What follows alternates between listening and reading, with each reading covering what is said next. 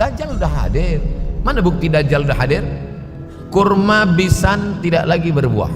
Bila kurma bisan tidak berbuah, Dajjal dah nak datang. Kurma bisan sekarang sudah berkurang, tak berbuah. Lalu kemudian apa lagi? Ain Zuhar, mata air dari Ain Zuhar sudah kering. Sudah kering.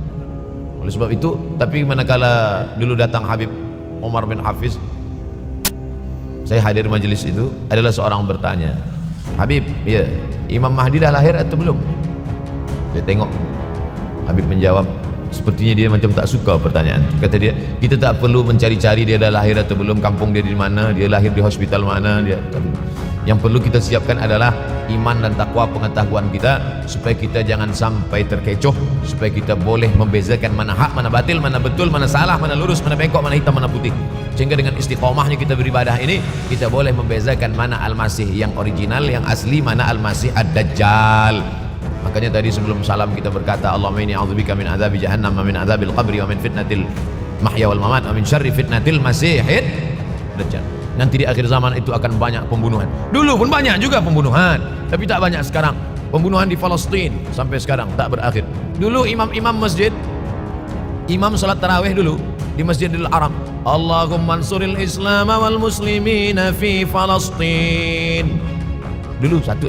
Lepas itu bertambah, Allahumma ansuril Islam wal muslimina fi Palestina wa Suriah. Selepas itu bertambah lagi, Allahumma ansuril Islam wal muslimina fi Palestina wa Suriah wal Yaman. Apakah beza antara 5 menit dulu dengan 5 menit sekarang? Sama. Apakah beza antara 24 hours 24 jam dulu dengan 24 jam zaman Nabi dengan 24 jam zaman sekarang? Sama. Tak ada beza. Mataharinya sama, bulannya sama, buminya sama. Yang berkeliling mengelilingi matahari sama. Apa yang membuat berbeza? Apa yang membuat zaman itu yataqarabuz zaman? Ada hal-hal yang membuat kita sibuk. Dulu tak ada google.com, dulu tak ada Facebook, dulu tak ada Twitter, dulu tak ada BBM, dulu tak ada Instagram. Sekarang waktu habis. Bila kita tanya orang mana yang lebih lama, 5 menit atau 50 menit, semuanya sepakat mengatakan 50 menit lama, 5 menit kejam. Saya tanya 2 kali, pelajar-pelajar, penuntut-penuntut, mana yang lebih lama, 5 menit atau 50 menit? Semuanya berkata 50 menit lebih lama daripada 5 menit. Lepas itu saya balik, mana yang lebih lama? 5 menit menunggu azan maghrib bulan puasa, 50 menit status FB, Instagram. Oh, lebih lama 5 menit menunggu azan maghrib. 5 menit menunggu azan maghrib bulan puasa macam-macam mati jam. 50 menit hilang waktu tak terasa. Itu menunjukkan hadis Nabi itu, semakin saya baca hadis Nabi, makin kuat keyakinan saya, makin kuat iman saya, makin hilang keraguan saya bahwa yang berbicara ini bukan manusia biasa, tapi dia dapat wahyu dari Allah. Wa ma yantiqu 'anil hawa in huwa illa wahyun yuha, melainkan wahyu dari Allah Subhanahu wa taala. Yataqarabuz zaman, masa begitu cepat berlalu tak terasa. Sebulan seperti sepekan, sepekan seperti sehari, sehari seperti sesaat. Akhirnya kita pun kehilangan waktu, habis. Saya Ustaz Abdul Somad, memang zaman ini tak terasa, cepat betul. Rasa-rasa kejap, dah bulan Ramadan. Tak terasa baru saja Idul Fitri, dah masuk pula lagi. Masya Allah, begitu cepatnya masa berlalu. Maka jangan sampai kita, semakin saya baca hadis ini, semakin kuat keyakinan saya bahwa Nabi Muhammad SAW mendapat wahyu dari Allah Subhanahu wa taala, semakin kuat keyakinan dan keimanan. Kenapa? Seandainya Nabi berkata zaman nanti di akhir zaman itu semakin cepat, semakin dekat, semakin berlalu tak terasa, tapi kemudian zaman yang kita lalui tak sama seperti yang dikatakan Nabi, mungkin datang juga keraguan dalam hati, betulkah ini? Tapi ternyata 1441 tahun lampau, 1440 tahun yang lalu Nabi mengatakan, dan hari ini terbukti zaman begitu cepat berlalu. Masya Allah, tabarakallah. Hari inilah ditemukan internet, hari ini datang television, hari ini datang WhatsApp, hari ini datang yang melalaikan kita daripada Allah Subhanahu wa taala. Sehingga waktu datang sembang-sembang, cerita-cerita, tengok ini, update ini, tulis ini, tengok ini, pandang ini, habis waktu berlalu. Padahal waktu inilah yang akan ditanya oleh Allah Subhanahu wa taala. 6 kali Allah bersumpah demi waktu. Terbit fajar, wal fajri wa layalin nashr, masuk waktu subuh, was subhi idza tanaffas, masuk waktu duha, wad duha wal laili idza saja, masuk waktu siang, wan nahari idza tajalla, masuk waktu asar, wal asri innal insana lafi khusr, masuk waktu malam. 2 kali Allah bersumpah demi waktu malam, wal laili idza saja wal laili idza yaghsha. Kenapa hadis ini yang Ustaz bahaskan? Kami nak mendengar hadis tentang Dajjal dah lahir atau belum? Dajjal udah hadir. Mana bukti Dajjal udah hadir? Kurma bisan tidak lagi berbuah. Bila kurma baisan tidak berbuah, dajjal dah nak datang. Kurma baisan sekarang sudah berkurang, tak berbuah. Lalu kemudian apa lagi? Ain Zuhar, mata air dari Ain Zuhar sudah kering. Sudah kering. Oleh sebab itu, tapi manakala dulu datang Habib Umar bin Hafiz, saya hadir majelis itu, adalah seorang bertanya, Habib, ya, Imam Mahdi dah lahir atau belum? Saya tengok, Habib menjawab, sepertinya dia macam tak suka pertanyaan. Kata dia, kita tak perlu mencari-cari dia dah lahir atau belum, kampung dia di mana, dia lahir di hospital mana, dia tak perlu. Yang perlu kita siapkan adalah iman dan takwa, pengetahuan kita, supaya kita jangan sampai terkecoh, supaya kita boleh membezakan mana hak, mana batil, mana betul, mana salah, mana lurus, mana bengkok, mana hitam, mana putih. Sehingga dengan istiqomahnya kita beribadah ini, kita boleh membezakan mana Al-Masih yang original, yang asli, mana Al-Masih Ad-Dajjal. Makanya tadi sebelum salam kita berkata, Allahumma inni a'udzubika min adzabi jahannam wa min adzabil qabri wa min fitnatil mahya wal mamat wa min syarri fitnatil masihid dajjal. Membaca, menghafaz 10 ayat di awal surah Al-Kahfi. Siapa yang menghafaz 10 awal ayat, hadis lain mengatakan 10 akhir, 10 awal 10 akhir, elok dua-duanya. Tapi Masya Allah, tabarakallah, anak-anak kita yang pakai jubah, pakai sorban putih ini, daripada tahfiz Quran, mereka tidak hanya menghafaz 10 awal 10 ujung, dari awal sampai ujung dihafaz, 30 juzuk dihafaz. Mudah-mudahan anak-anak kita penghafaz Al-Quran. Allahumma ja'al abna'ana wa banatina min hufazil Quran wal hafizat. Jadikan anak-anak kami menjadi para penghafaz Al-Quran, ya Allah, supaya selamat dia daripada fitnah Al-Masih Ad-Dajjal. Tapi saya pilihkan hadis tentang yang 5 ini. Dengan 5 ini kalau kita amalkan, insya Allah Allah akan selamatkan kita dari fitnah akhir zaman ini. Yang pertama, manfaatkan waktu, karena waktu di akhir zaman ini yataqarabus zaman, karena waktu semakin dekat tak terasa, hilang berlalu. Maka isilah waktu ini dengan ibadah. Jangan sampai ada waktu yang kosong. Duduk sejenak kosong, berselawat, Allahumma shalli ala sayyidina Muhammad wa ala ali sayyidina Muhammad, Allahumma shalli ala sayyidina Muhammad wa ala ali sayyidina Muhammad. Sempat-sempatkan ambil wudhu, salat duha walau 2 rakaat. Sempat-sempatkan sebelum tidur malam salat witir 3 rakaat, supaya tidur kita sentiasa dalam wudhu dan kita sempat salat witir. Andai mati kita malam itu, insyaallah mati dalam keadaan husnul khatimah. Usolli sunatal witri 3 rakaatin lillahi ta'ala. Nanti malam jaga, tidak witir lagi, hanya tahajud saja. Sempat-sempatkan salat tahajud. Elok amat sangat baik salat wudhu 2 rakaat. Usolli sunatal wudhu rakaatain lillahi ta'ala. Selepas salat wudhu, salat sunat taubat. Usolli sunatal taubat rakaatain lillahi ta'ala. Selepas salat sunat taubat, salat sunat hajat. Usolli sunatal hajat. Selepas itu barulah salat sunat tahajud 8 rakaat. Nak tambah lagi 10, 12, 14, elok, tak salah, karena dia tiada batasan. Adakah sahabat Nabi yang melakukan ini? Ada. Qatadah bin Nu'man, dari selepas Isya sampai azan subuh. Imam Ahmad bin Ambal, dari selepas Isya sampai azan subuh. Bahkan mereka mengkhatamkan Al-Quran dalam tahajud mereka. Maka bahkan ada imam yang disebut dengan as-sajjad, kerana banyak sujud kepada Allah Subhanahu wa ta'ala. Kerana akhir zaman ini godaan begitu besar. Dulu orang tengah malam tahajud, jam 2 malam, jam 3 malam dia bangun, kerana dia membaca hadis sab'atun yudhilluhumullah, ada 7 golongan yang mendapatkan naungan Allah, yauma la dhilla illa dhilluh, hari itu tak ada naungan kecuali naungan Allah. Rajulun, ada seseorang, zakarallah, dia berzikir dengan Allah khalian, di tengah malam tak ada manusia, fafadat ainahu, menetes air mata. Maka yang pertama ini, jangan sampai kita kehilangan waktu, kerana waktu, al-waktu kasaif, waktu ini seperti pedang, ilam taqta'hu qata'aka, kalau tidak kau patahkan dia. Kalau kau dapat pedang, patahkan. Sebab kalau tidak kau patahkan, dia yang akan memotong engkau, mematahkan tulang-tulang engkau. Waktu ini kalau tidak kita manfaatkan, kita akan ditanya tentang waktu, kemana saja waktu yang sudah kau pakai. Inna sam'a, pendengaran, wal basar, penglihatan, wal fuad, hati, kullu ulaika kana anhu mas'ula. Semua akan disoal, semua akan diminta tanggung jawab di hadapan Allah. Kemana waktu yang sudah aku bagi dulu engkau pakai? Yang pertama nanti ditanya, la tazulu qadama 'abdin yaumal qiyamah. Kaki anak Adam tidak akan bergeser, tidak akan beralih dari tempat tegaknya pada hari kiamat, hatta yus'al, sampai dia disoal, sampai dia ditanya. La tus'alunna yauma idzin 'anil na'im. Banyak yang akan ditanya nanti, tapi Nabi bagi tahu di antara yang akan ditanya dari sekian banyak nikmat itu 4. Yang pertama, an umrihi fima afnah. Umur kemana engkau habiskan? Hari ini ada anak-anak muda belia umurnya 17 tahun. 17 tahun habis menghafaz Al-Quran, 17 tahun habis iktikaf dalam masjid, 17 tahun habis berzikir, berjubah, bersorban, mengabdikan ilmu, berkhidmat kepada ulama. 17 tahun habis. Tapi ada pula yang dibalik, 71 tahun habis, rumah office kopi, rumah office kopi, rumah office kopi, batuk mati habis. Apa yang dapat kita bawa menghadap Allah SWT? Yang pertama, yataqarabuz zaman. Yang kedua adalah wa yanqusul ilmu semakin berkurang. Kalau sudah ilmu berkurang, apa yang bertambah? Jahil. Kalau ilmu bertambah, jahil berkurang. Kalau ilmu berkurang, jahil bertambah. Mana ada orang jahil cakapnya didengar orang? Saya dulu awal-awal membaca hadis ini, wa yanqusul ilmu berkurang, jahil bertambah. Rasanya tak mungkin, tak logik, tak masuk akal. Mana ada orang tak berilmu cakap dia didengar. Sekarang baru saya faham. Dulu orang tak berilmu ditinggalkan orang. Sekarang orang tak berilmu asal dia pandai berbicara dia akan didengar orang. Bahkan orang jahil pula punya channel. Apa namanya? Jahil.com. Orang jahil punya channel. Banyak pula follower dia daripada follower kita. Banyak pula viewer dia daripada viewer kita. Sebab apa? Sebab yang menyaksikan tiada berilmu, yang berbicara tiada ilmu. Oleh sebab itu maka kita galakkan menuntut ilmu di majelis-majelis ilmu. Untuk apa Abdul Somad sudah berumur 43 tahun pun masih pergi juga lagi ke Sudan belajar? Apa yang nak dicari ini? Tak lain tak bukan, mudah-mudahan kita termasuk orang yang sampai akhir hidupnya mencari ilmu, insyaAllah. Saya datang kemari bukan niat mengajarkan ilmu. Saya datang ke Malaysia tetap niatnya belajar mencari ilmu. Man salaka tariqan, siapa yang melangkahkan kaki melalui suatu jalan, yaltamisu fihi ilman, siapa yang melalui suatu jalan niatnya untuk mencari ilmu, sahalallahu lahu bihi tariqan ilal jannah, dimudahkan Allah jalannya menuju surga. Innallaha la yantazi'ul ilma intiza'an. Innallaha la yanzi'ul ilma intiza'an. Allah kalau mencabut ilmu bukan macam mencabut pokok kayu dari tanah. La yantazilul ilmu intiza'an. Allah tidak mencabut ilmu macam mencabut pokok kayu dari tanah hingga ke akarnya, tidak. Lalu bagaimana ilmu ini dicabut?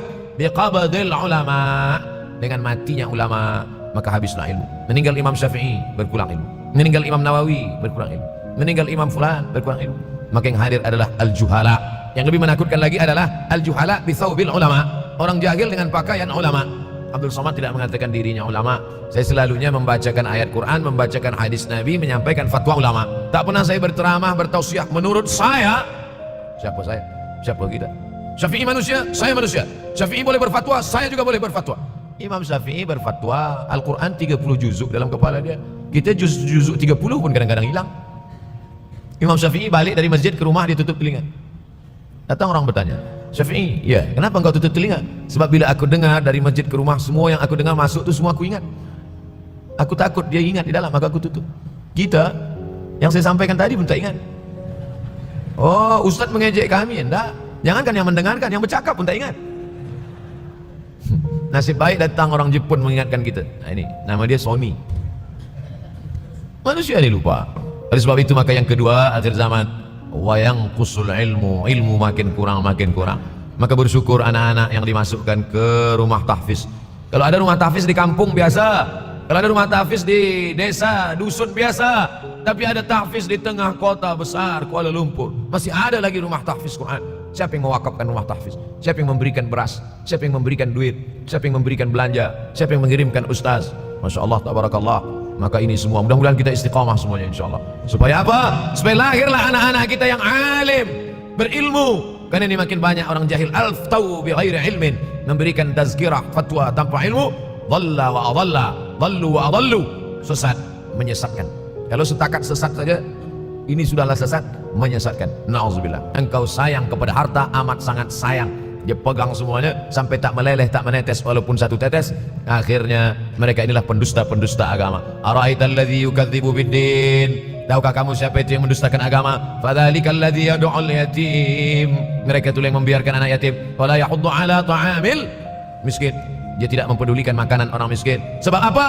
Bukan sebab tak ada harta, sebab syuh. Kenapa syuh? Sebab tak ada ilmu. Tak ada ilmu tentang akhirat. Dia pegang, dia simpan, mati, habis. Yang dia bawa hanyalah 1, 2, 3 helai kain kafan saja. Itulah mengapa Sultan Turki, Sultan Muhammad Al-Fatih, Sultan Abdul Hamid, coba tengok gambar Sultan Muhammad Al-Fatih, Sultan Abdul Hamid Turki dulu. Sorban dia besar-besar. Saya dulu terkejut, lama saya tengok, kenapa sorban orang Turki ini besar-besar? Lama-lama saya baca rupanya sorban orang Turki itu kain kafan. Tuan-tuan, balik dari sini beli kain kafan 2 meter, ikatkan kepala, bawa semayang supaya ingat mati. Boleh kamu menyiapkan kain kafan? Baca kitab Tambihul Mughtarrin, peringatan bagi orang-orang yang tertipu. Di situ ditunjukkan banyak ulama, bahkan mereka menggali tanah di dalam rumahnya. Malam-malam dia tahajud, selepas tahajud dia duduk di dalam tanah itu supaya terasa bagaimana rasanya mati. Gali tanah 2 meter, masuk ke dalam. Tapi kalau nak buat itu kita saja dengan Allah. Jangan pula, banyak juga orang sekarang udah gali tanah masuk ke dalam, streaming pula. Hai guys, nak rasakan mata? Mana boleh terasa? Kita saja masuk ke dalam, rasakan macam mana rasa. Sebab kalau cakap saja, marilah kita ingat mati, takutlah kita pada mati. Kita tak tahu bagaimana rasa mati. Kalau nak merasakan bagaimana harus mati, nanti kalau ada orang mati meninggal dunia, masuk kita ke dalam, kita sambut jenazah, kita letakkan, kita duduk, rasakan. Ketika Fatimah meninggal, Fatimah emak Sayyidina Ali meninggal, Nabi masuk ke liang lahat. Masuk Nabi ke liang lahat. Nabi berdoa di dalam. Ketika Utsman bin Maz'un meninggal, Nabi masuk ke dalam. Nabi pegang jenazah Utsman bin Maz'un, meleleh air mata Nabi turun ke misai, turun ke janggutnya, turun menetes sampai ke bawah. Merasakan bagaimana rasanya di dalam. Dulu saya pernah berjumpa dengan seorang pemuda, telinga dia pakai anting subang. Lalu kemudian saya tengok banyak tato dia. Saya tanya, macam mana cerita awak bertaubat dulu? Mak saya meninggal, Ustaz Abdul Somad. Lepas tu saya tegak di tepi kubur. Macam ada yang menolak saya dari belakang, masuk saya ke dalam. Masa masuk itulah terasa sejuk di kaki.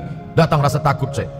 Berkumpullah kami bersama-sama dengan cikgu, mengkaji masalah apa? Masalah Bosnia Herzegovina, mengamuk Slobodan Milosevic, menghancurkan umat Islam di Bosnia. Sampai ada yang meminta fatwa kepada Syekh Yusuf Al-Qaradawi, bolehkah perempuan yang di perempuan Bosnia yang dirogol tentara Serbia hamil, bolehkah dia menggugurkan anaknya? Kata Syekh Yusuf Qaradawi, tak boleh. Maka dia biarkan saja anak itu lahir dan dia tidak dianggap berdosa karena ini sudah takdir Allah SWT. Bagaimana mereka dibunuh? Maka makin banyaklah selepas Bosnia datang pula yang terjadi di Rohingya, di Uighur, umat Islam. Berkumpullah presiden-presiden negeri Islam di Kuala Lumpur. Erdogan datang, berkumpul semuanya membahas bagaimana nak menolong Muslim Uighur. Rupanya umat Islam pun tak sanggup nak menolong. Apa yang boleh dilakukan di Uighur? Berdoalah umat Islam. Rupanya Allah kalau mau menolong mudah saja. Mudah saja Allah menolong. Tidak datang rudal skat, tidak datang tentera, tidak datang senjata, cukup datang corona, selesai. Allah Subhanahu wa taala, wa makaru wa makarallah. Mereka membuat tipu daya, Allah balas dengan tipu daya yang lain. In tansurullah, kalau kau tolong, ittaqu da'watal mazlum, takutlah kamu terhadap doa orang-orang yang teraniaya. Fa innahu laisa bainahu wa bainallahi hijab, karena di antara dia dengan Allah tak ada hijab sama sekali. Wa yakthurul wa tazharul fitan, banyaklah fitnah. Yang terakhir, yang kelima, wa yakthurul haraj. Wa yakthurul haraj, banyak terjadi haraj, kata Nabi. Sahabat pun bertanya, ya Rasulullah, wamal haraj, apa haraj itu ya Rasulullah? Kata Nabi SAW, al haraj al qatlu, nanti di akhir zaman itu akan banyak pembunuhan. Dulu pun banyak juga pembunuhan, tapi tak banyak sekarang. Pembunuhan di Palestina sampai sekarang tak berakhir. Pembunuhan Rohingya tak berakhir. Pembunuhan di Uighur, pembunuhan. Dulu imam-imam masjid, imam salat tarawih dulu di Masjidil Haram, Allahumma ansuril Islam wal muslimina fi Palestin. Dulu satu, lepas itu bertambah, Allahumma ansuril Islam wal muslimina fi Palestin wa Suriah. Selepas itu bertambah lagi, Allahumma ansuril Islam wal muslimina fi Palestin wa Suriah wal Yaman. Selepas itu bertambah wa Uighur wa, akhirnya wa fi kulli makan. Semakin bertambah. Oleh sebab itu maka ini di antara fitnah akhir zaman. Man lam yahtam bi amril muslimin falaysa minhum. Selepas kita kaji hadis ini, apa tujuan kita? Tujuan kita semakin menguatkan keyakinan, banyak-banyak beribadah, nasihatkan anak, menantu, sahabat, jiran, tetangga supaya semakin istiqamah menjalankan syariat, rajin-rajin sholat berjamaah, banyak-banyak berzikir, hatamkan Al-Quran, banyak-banyak berinfak, banyak-banyak bersedekah. Andai mati kita, insya Allah mati dalam keadaan husnul. Nah, saudara-saudara seiman semua, Ustadz Abdul Somad tentang konflik Iran-Israel yang dikaitkan dengan kemunculan Dajjal adalah peringatan serius bagi umat Islam di tengah dunia yang semakin penuh dengan fitnah dan ketidakpastian. Beliau menegaskan bahwa gejolak politik global, perang, dan kekacauan yang terjadi bukan sekadar dinamika politik biasa, tetapi bisa menjadi bagian dari tanda-tanda besar akhir zaman, rangkaian fitnah yang semakin mendekatkan kita pada fase puncak ujian keimanan fitnah Dajjal. Ustadz Abdul Somad mengajak umat untuk tidak hanya terpaku pada berita dan spekulasi politik, tetapi memaknai kejadian ini dengan hati yang terbuka dan iman yang sadar. Perang dan konflik adalah bagian dari sunnatullah dalam sejarah umat manusia, namun dalam konteks akhir zaman, semuanya memiliki makna yang lebih dalam. Fitnah Dajjal bukan hanya persoalan fisik, tetapi fitnah akidah, keyakinan, dan loyalitas terhadap kebenaran. Beliau menekankan bahwa satu-satunya cara untuk selamat dari fitnah besar ini adalah dengan memperkuat keimanan, memperdalam ilmu syar'i, memperbanyak ibadah, dan kembali merujuk kepada Al-Quran dan Sunnah Rasulullah. Umat Islam harus membentengi diri dengan tauhid yang murni dan menjauhi syirik, memperbanyak doa, zikir, serta menjaga amal-amal syalih. Karena hanya dengan bekal iman dan ilmu, seseorang bisa mengenali kebenaran di tengah derasnya fitnah yang menipu dan menyesatkan. Ustadz Abdul Somad juga mengingatkan bahwa tanda-tanda kiamat bukan untuk ditakuti, tapi untuk menjadi motivasi, agar kita semakin bersungguh-sungguh dalam beribadah. Nah, saudara seiman semua, itulah pembahasan kali ini. Semoga apa yang disampaikan bisa memberikan kita manfaat dan pelajaran baru untuk kita semua. Jangan lupa untuk like, comment, and subscribe, supaya kalian tidak ketinggalan info terbaru dari Santri TV. Sekian video kali ini, sampai jumpa di video berikutnya. Wassalamualaikum warahmatullahi wabarakatuh.